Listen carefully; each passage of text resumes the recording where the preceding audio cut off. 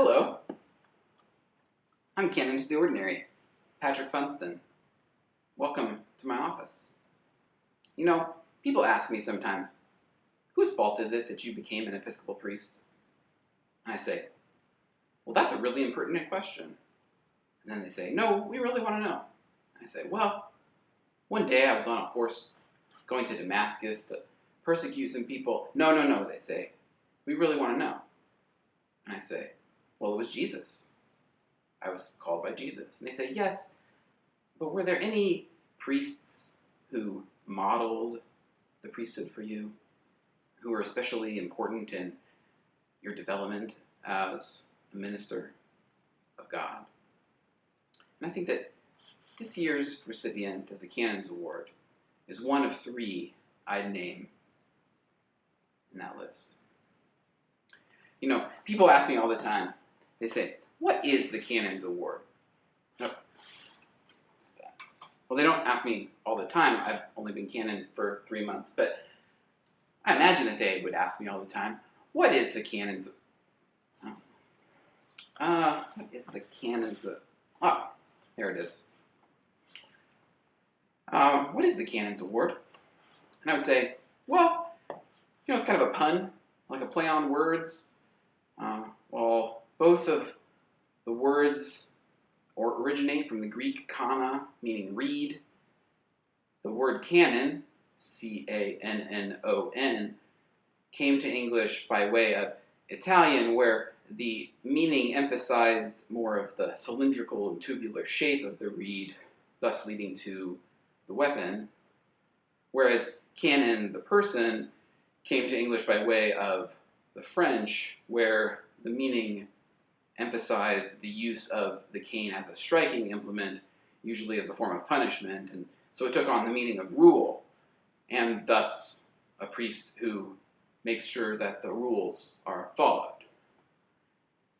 And then I would wake them up, because they would probably have fallen asleep. And I would say, what is the Canons Award? Well, I look back at the history of those who have received the Canons Award here in the Diocese of Kansas, and I think about people who have demonstrated an excellence in ministry, usually presbyteral ministry. And while our vows as priests are extensive, I think of three main spheres of where our ministry is located: local, global, and collegial. This year's winner, this year's priest, was ordained in 1997.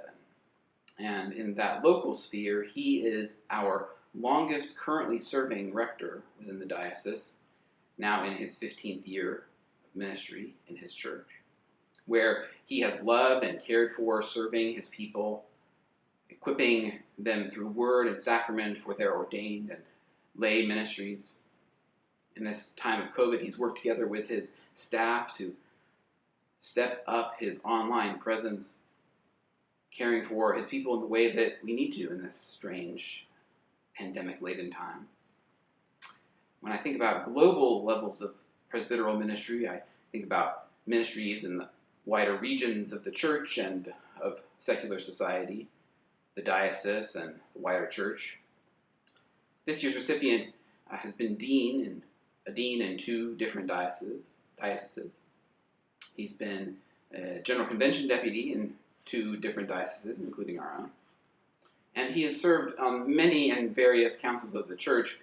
It would be too long for me to list, while also keeping in these jokes. But in those councils of the church, he has gotten a reputation as being what you see is what you get. He doesn't really sugarcoat it. He tells it like he sees it. And I think that the church is richer for it.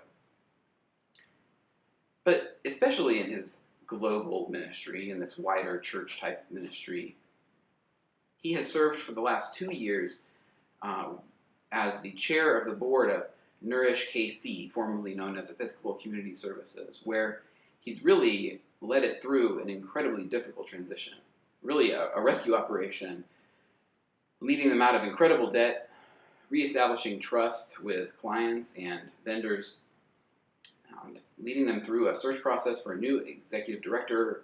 They are very close to identifying a new executive director. And during that whole time, not missing one day of meal service to the most food insecure people of Kansas City. At the collegial level, this priest really stands out.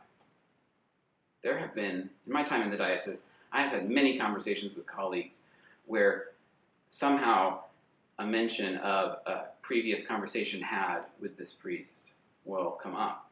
A mention that they will have just talked to this priest and he would have checked on their ministry and asked them how they were doing. But really, he has stood out to me during this time of COVID, stepping up in our clergy conversation groups on Facebook and really working to help us connect to each other, getting us talking and processing about what we were seeing and what we were doing, sharing some of his gifts in that way. And so, on behalf of and with the thanks of the diocese, with the gratitude of your colleagues in this ministry, and personally, with the love of an 8th grader you invited to diocesan youth ministry, a sophomore who you invited to come to St. Michael's and Mission for a youth group, it's from a new priest who you kept calling even when I wouldn't call you back, from a canon who values your wisdom, your tenacity, and your humor. I am pleased to present this year's Canon Award to the Reverend Canon Gar Demo. Thank you, Patrick, Canon Patrick, for this honor. I am really bad at awards or recognition, so I'm just going to let everybody know this is very uncomfortable for me, mostly because I have a lot of people who help me and are part of everything that I do, from the board at Nourish KC, who's been stellar in this last 18 months to 2 years, to the staff there, to the staff at St. Thomas and the leadership at St. Thomas, to all those that are part of the teams that I have the honor to lead. And so it's a real honor for me to receive this award. I think there's lots of other people that are just as worthy, but I'm honored to have a chance to be in this diocese, to work for this diocese, to do the things that I'm called to do, and sometimes it's really difficult. And so it's really an honor for me today to receive this award, and thank you, Patrick, for thinking of me. And I'm going to stop being uncomfortable now, and I hope everybody's doing great. But thanks to all the folks who helped me and are part of the teams. All the success that I've had really is built on others around me and not just me. So I want to acknowledge all of them, from the wardens to the vestry to the board members to staff, to all the different lay leaders that I have a chance to work with. So thank you very much.